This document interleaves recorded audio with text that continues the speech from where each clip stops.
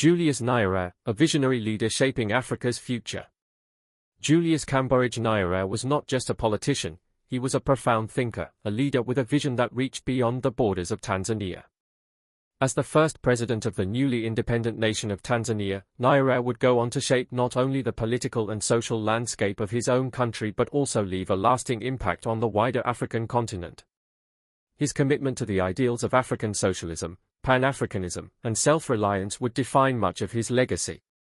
Yet, despite facing numerous challenges during his presidency, Nyerere's political journey represents the struggles, hopes, and dreams of post-colonial Africa, and his approach continues to inspire and inform African politics today. The birth of Tanzania and national unity. Nyerere's legacy began with his bold vision for unity at a time when Africa was still reeling from the effects of colonialism. The unification of Tanganyika and Zanzibar in 1964 created the modern state of Tanzania, a merger that Nyerere saw as a pivotal moment in Africa's quest for self-determination. The formation of Tanzania was not just a political event, it was a reflection of Nyerere's deep commitment to African solidarity. His understanding of African unity went beyond political borders, it was about transcending tribal, ethnic, and regional divisions to build a cohesive, powerful nation that could stand firm against the economic and political pressures of the post-colonial world. The unification of Tanganyika and Zanzibar was also significant because of its potential to serve as a model for other newly independent African nations. At the time, the continent was grappling with the challenges of nation-building, often faced with political instability and ethnic fragmentation. Nyerere's ability to manage these challenges and create a unified state was seen as a remarkable achievement. However, his efforts were not just about creating a unified Tanzania, they were also about establishing a model of governance that could show other African nations that it was possible to transcend the divisions that colonialism had sown. In the years following the merger, Nyerere's leadership would be instrumental in consolidating the state's unity and guiding Tanzania through the difficult process of independence. Unlike many of his counterparts, Nyerere was deeply committed to political stability and social cohesion, believing that these were essential for Africa's long-term development. His policies reflected a belief that true freedom could only come when the entire nation moved forward together, as one people. Ujamaa, the dream of African socialism. Central to Nyerere's vision was the idea of Ujamaa, a form of African socialism that emphasized communal living, self-reliance, and collective work. The concept of Ujamaa was rooted in African traditions of communalism and social solidarity, values that Nyerere believed could provide the foundation for a post-colonial economic system that was distinct from both capitalist and Soviet-style communism. Nyerere introduced Ujamaa with the Arusha Declaration in 1967, a key moment in Tanzanian political history. The declaration called for the nationalization of key industries and the redistribution of land, while promoting collective farming as a means to achieve economic self-sufficiency. The aim was to build a society in which Tanzanians could live in harmony, with each individual contributing to the well-being of the community. At its core, Ujamaa was a vision of an egalitarian society, where wealth and resources were shared, and where the people worked together to build a prosperous and just nation. However, the implementation of Ujamaa was far more complex than its theoretical underpinnings suggested. One of the most controversial aspects of the Ujamaa policy was the forced relocation of millions of rural Tanzanians into collective villages. The aim was to create self-sufficient communities that would pool resources and work together for the common good. But this move led to significant disruption, as many farmers were unwilling or unprepared to live in communal villages. The policy led to economic inefficiencies and food shortages in some areas, causing hardship for many Tanzanians. Despite these challenges, Nyerere remained committed to Ujamaa, viewing the policy as part of a broader vision of self-reliance for Africa. His commitment to socialism was rooted in the belief that only through unity and collective effort could Africa achieve economic independence and avoid the pitfalls of dependency on foreign powers. Nyerere's Ujamaa experiment, though ultimately unsuccessful in economic terms, has had a lasting influence on African socialism and remains a key part of his legacy. Nyerere's focus on education, a nation's liberation through knowledge. Another significant aspect of Nyerere's legacy was his focus on education.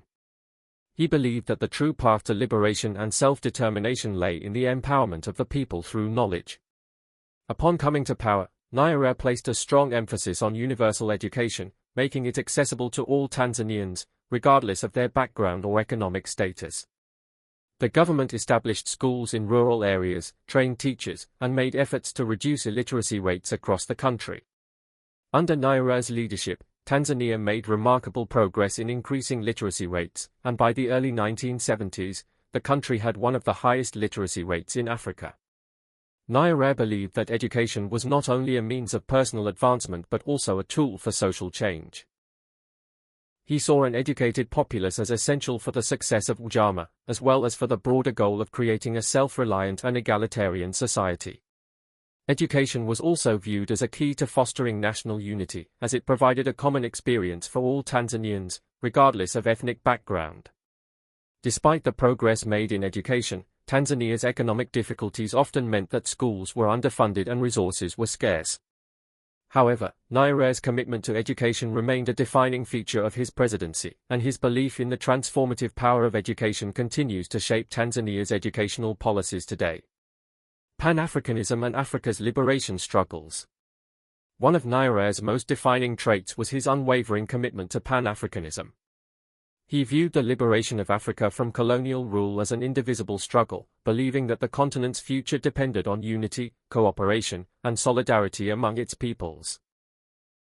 This conviction led him to become a leading voice in the Pan-African movement, a movement that sought to unite Africa and promote its development through mutual cooperation.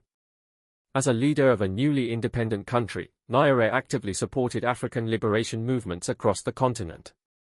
Tanzania became a sanctuary for liberation fighters from countries like Zimbabwe, Mozambique, and South Africa, offering not only moral support but also military training. Nyerere's government provided refuge and training to anti-colonial groups, including the African National Congress, ANC, from South Africa and the Zimbabwe African National Union, ZANU, from Zimbabwe. His support for these movements was rooted in his belief that the independence of African nations was a collective responsibility and that all Africans had a stake in each other's freedom.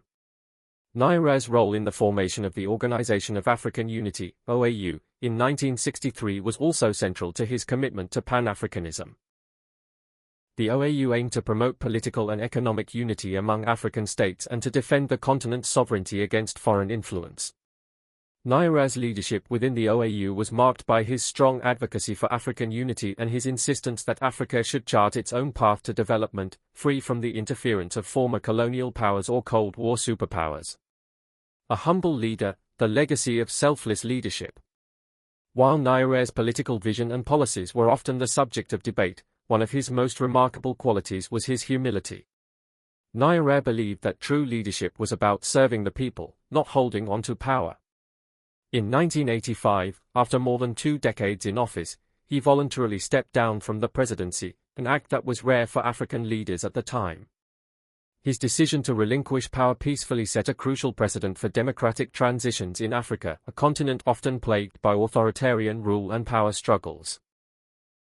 Nyerere's decision to step down was not driven by any external pressure or crisis. Instead, it was a reflection of his deeply held belief that a leader's role was to serve, not to cling to power indefinitely. In his final years as president, he openly discussed the need for democratic reforms and greater participation in governance, a stance that further solidified his reputation as a leader who prioritized the good of the nation over personal ambition. Tanzania's role in Southern Africa's liberation. Nyerere's contributions were not confined to Tanzania. His support for liberation movements across Southern Africa was pivotal to the success of several key independence struggles. Nyerere's government actively supported the struggles of Mozambique, Zimbabwe, and Namibia against Portuguese and white minority regimes. His stance against apartheid South Africa and his support for the ANC helped to keep the issue of South Africa's apartheid regime on the international agenda. Tanzania's role in the liberation of Southern Africa was a direct extension of Nyerere's belief in African solidarity. He saw the struggle for freedom in Southern Africa as part of the broader African liberation movement and worked tirelessly to support those fighting for independence. Tanzania became a key logistical hub for anti-apartheid groups, providing military training,